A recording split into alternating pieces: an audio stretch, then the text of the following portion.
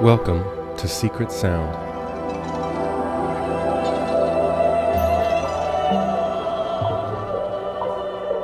I'm your host, Matt Marble. Join me as we explore the hidden history of American music. With each episode, I'll be highlighting fascinating yet marginalized composers from the fringes of American memory, as well as new perspectives on a few well-known artists.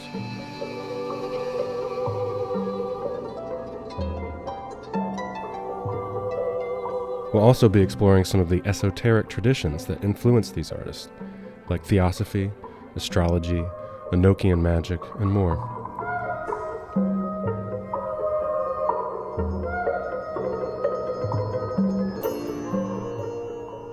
Welcome to Episode 4, The Wildwood Troubadour. This episode focuses on composer Anthony Philip Heinrich, aka the Wildwood Troubadour. Through Heinrich, born in 1781, we pass through the visionary theology of Emanuel, Swedenborg, and Native American religion to meet Heinrich's mystical experiences in a Kentucky forest. Welcome to the spirits of the Wildwoods.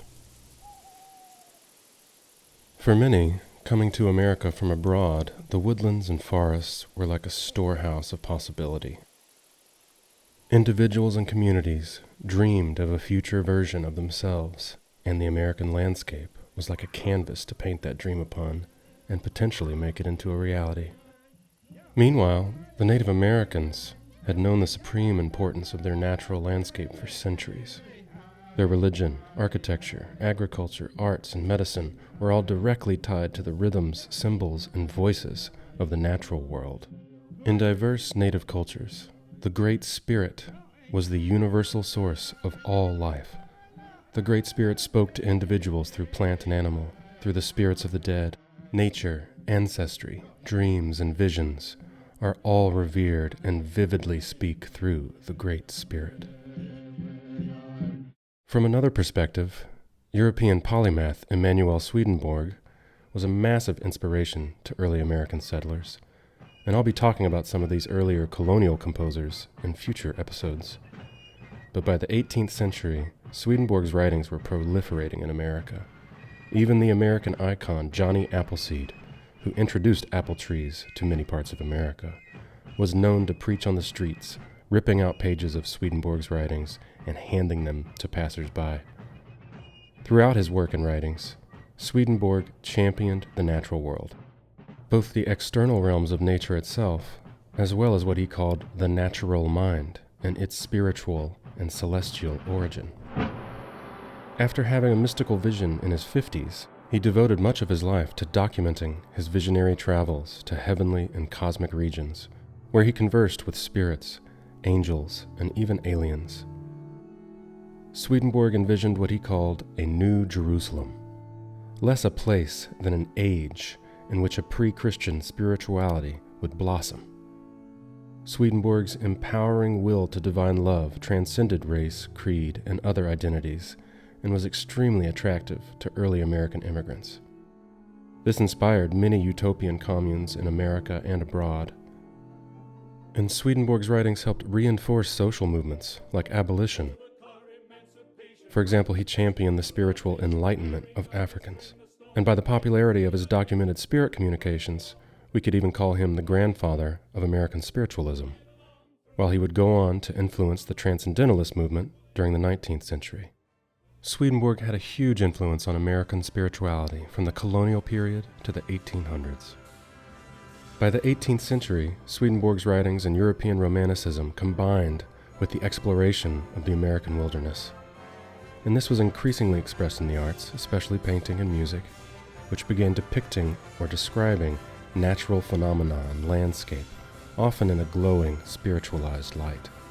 And in the realm of music, this was nowhere more apparent than in the ornate and unusual orchestrations of a bohemian-born composer who went by many names: the log house composer, the minstrel from Kentucky, and the Wildwood Troubadour.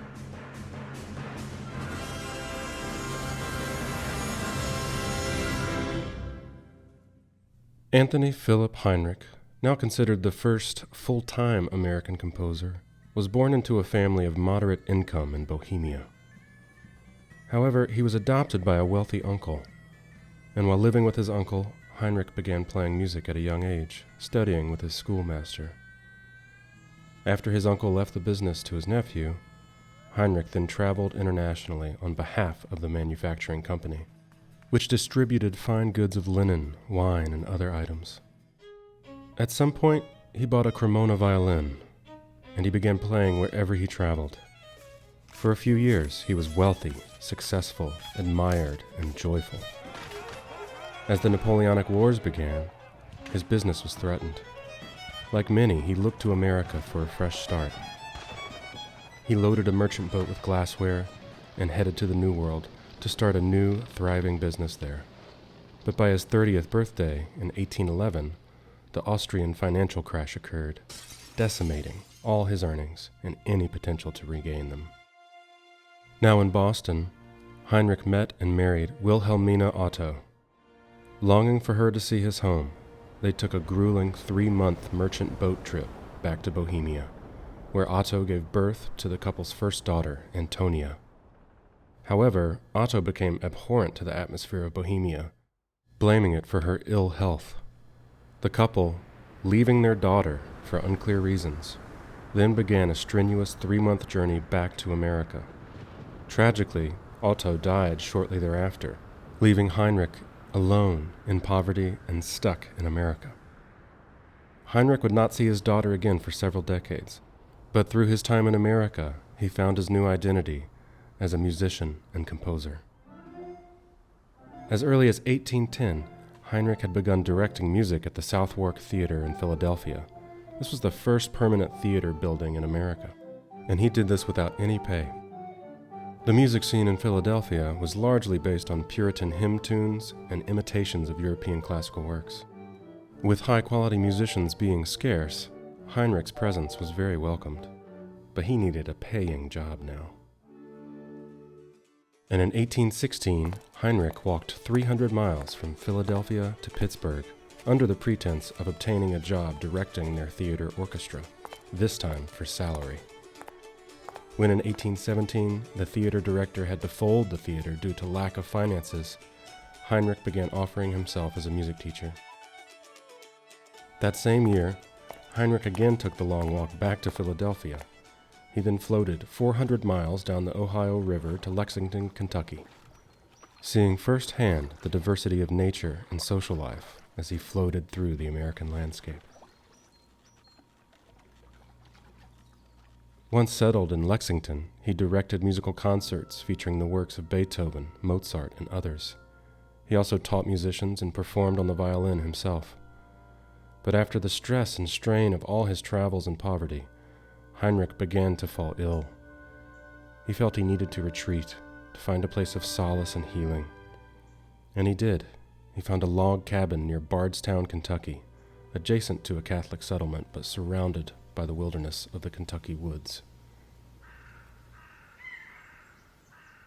Heinrich spent the next year dwelling in the wild. He only carried his fiddle with him, and he subsisted off of roots and water, taking shelter where he could. Freed from stylistic considerations, he improvised on the violin daily and nightly, often imitating sounds from his natural surroundings. Pretty quickly, word spread of a strange musician and his weird midnight melodies. He became respected among neighboring communities for his solitary commitment to music. Among other random visitors, a Bardstown student came and asked him to adjust a melody for him, never having learned music theory or composition. Thus began Heinrich's appetite for notation and composing, emboldened by the free personal expression and mystical experiences he met in those Kentucky woods. And he described his experience there as follows. There is no fact better authenticated than that poets heard or feigned to hear the voices of spirits and the music of the spheres, and that men have always believed that myriads of beings walk the earth unseen by mortal eyes. But whether that be fact or fable, the author has himself heard the genies of music in an American forest, and the impressions of that ethereal music were so deep that by sketching scored upon the mystic ground in the state of Kentucky, then the abode of sylphs and naiads, he has been able to note down that music on these pages, as he heard it from an invisible hand. Through other visitors and encounters, Heinrich befriended African slaves and Native Americans living in the region. In one recount, Heinrich described his interaction with a young African slave as follows. I was not a little frightened after midnight whilst playing on the violin a dead march in honor of my poor departed wife, when a Negro, prowling about, burst suddenly open the shattered door of my hut. Hello? He soon pacified my agitation by his harmonious request that I would go on playing, as he had been attracted solely by the sweet sounds. I liked the good ear, taste, and generosity of the sable visitor exceedingly. Then again, reflecting on his year in the woods, Heinrich writes, I wandered into the wild woods of Kentucky, hoping there to hide my griefs from the world, or at least to find that the solitude would impart its tranquility to my mind. And later, disparaging elite educated musicians, he claimed they were never, like him, thrown into the isolated wilds of nature, tutored only by Alma Mater, literally meaning nourishing mother. In 1819, Heinrich began living on the nearby property of Judge John Speed and his family. Living there for 2 years, Heinrich made the acquaintances of new and lasting friendships, such as that of naturalist pioneer John James Audubon, founder of the Audubon Society. And Audubon undoubtedly inspired Heinrich's 1847 composition, The Ornithological Combat of Kings, or the Condor of the Andes.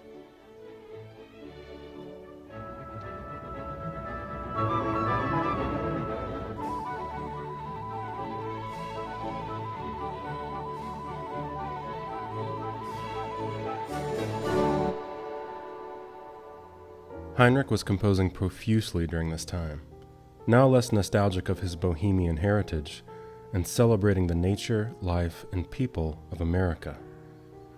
This led to his first major work, The Dawning of Music in Kentucky, published in 1820. Actually, the full title reads The Dawning of Music in Kentucky, or The Pleasures of Harmony in the Solitudes of Nature, opera prima. Heinrich's titles were often rather wordy. Here's an excerpt of a song from that collection called Irradiate Cause. Irradiate cause, eternal vow, the dread mysterious alone, two worlds untold, the wondrous now, to finite sense, the past unknown. Almighty thou, the thornless ease. Heinrich's music was unprecedentedly unique in America. Though he incorporated the European heritage of Beethoven and others, he also combined all styles, including folk, military, and high art. He was most of all known for his odd, florid chromaticism and frenetic, rambling passages. In an early manner of indeterminacy, Heinrich even let performers personally interpret their own parts. And he celebrated spontaneous inspiration and improvisation. As one biographer noted, he did not take kindly to any sort of pruning process. The expression of his thought, musical or otherwise, not too much disciplined or in any way abbreviated or trimmed down. His fame preceded him, and in the mid-1820s he was summoned by local musicians to move to Boston, where his work began to flourish. This is where he became known as the Beethoven of America, underscoring the widespread acclaim his work was gaining. Then, from 1826 to 1831, Heinrich lived in London, where he continued directing, teaching, and composing. While his earliest compositions were for solo instruments or vocalists with accompanists, often settings of poetry, he was drawn more and more to larger orchestral forces, often of programmatic and descriptive music. One of his earliest works for a full orchestra was composed at this time. Pushmo Taha, a venerable chief of a western tribe of Indians. Emphasizing Heinrich's lifelong respect for Native American culture, it was also the first historical effort to treat Indian themes in American composition. And this would become very common during the early 20th century with the Indianist movement. But Heinrich had been composing numerous such works over his life, like this one, his Manitou Mysteries, or The Voice of the Great Spirit, from 1845.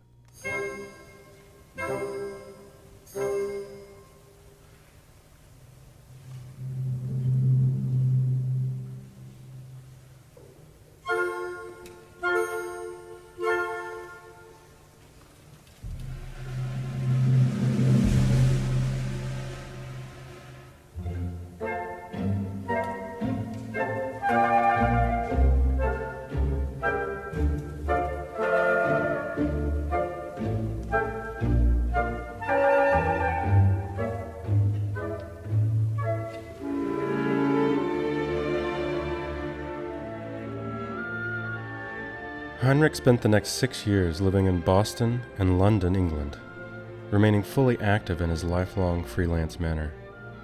He had attempted to visit his daughter unsuccessfully before, as she happened to be seeking him in the U.S. at the time. But in 1837 he made the trip again, this time rejoining his daughter Antonia. He traveled to Europe, and as in America, everywhere he went, he was welcomed with celebratory concerts featuring his own compositions. Returning to America in 1837, Heinrich settled in New York, where he continued composing larger orchestral and other chamber works. From 1842 onward, Boston and New York held large Heinrich festivals celebrating the composer, now in his 60s, and now known as Father Heinrich. In the 1840s, he composed some of his greatest orchestral works, like The War of the Elements and the Thundering of Niagara, from 1845. Recalling Heinrich's mystical reflections on his life in the Kentucky woods, let's now listen to his Wildwoods Spirit Chant, or Scintillations of Yankee Doodle, from 1842.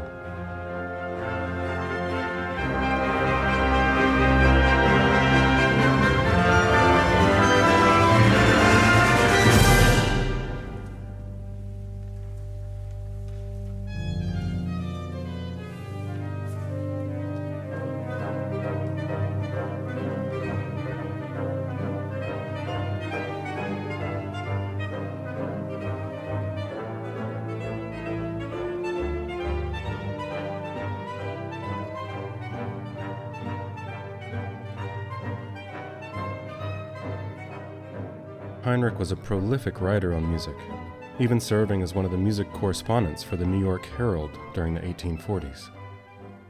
He was also writing articles for an Austrian journal called Hesperus, a national journal for educated readers, as they advertised.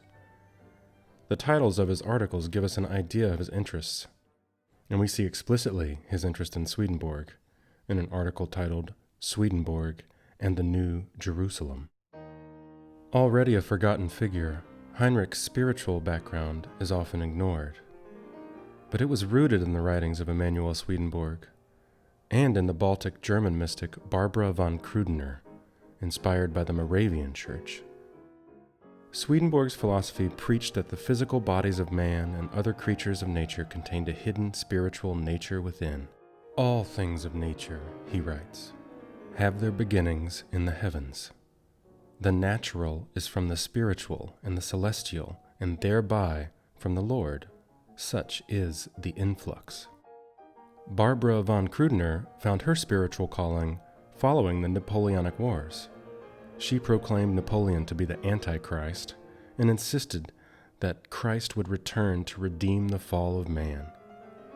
Millennial and often apocalyptic beliefs guided the perspectives of many emerging Americans, who had often left or fallen into dire circumstances. Krudener's resurrection of Christ was not far off from Swedenborg's New Jerusalem, nor Andrew Jackson Davis's Summerland.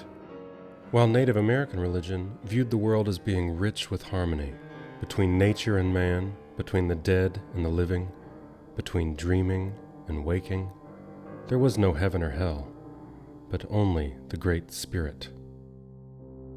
Anthony Philip Heinrich found both the New Jerusalem of Swedenborg and the Great Spirit of Native American religion in the Kentucky woods. After a profound period of tragedy, poverty, and illness, he emerged healed, humbled, and with a lifelong dedication to composing music that reflected this transformative experience.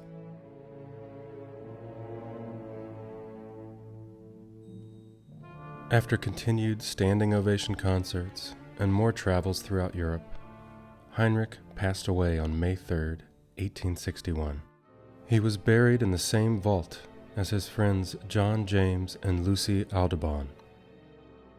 And to wrap up a tragic family story, Heinrich spent his final years living with his long-estranged daughter, Antonia. But let me leave you with the words of Anthony Philip Heinrich, which he wrote to a musician in America in 1832. Please take home with you no more a brave follower of Mars, but now a British aspirant to the Temple of Castalia, the following general finale of an honest man. Shut not the door against those who were not reared in the saloons of splendor and fashionable imitation, but who nevertheless claim a distant associateship with the celestial Erato. The Aeonian mount is sunshine, without arrogance and pomposity. On its summit should be enthroned brotherly love. I'm Matt Marble, and you've been listening to Secret Sound.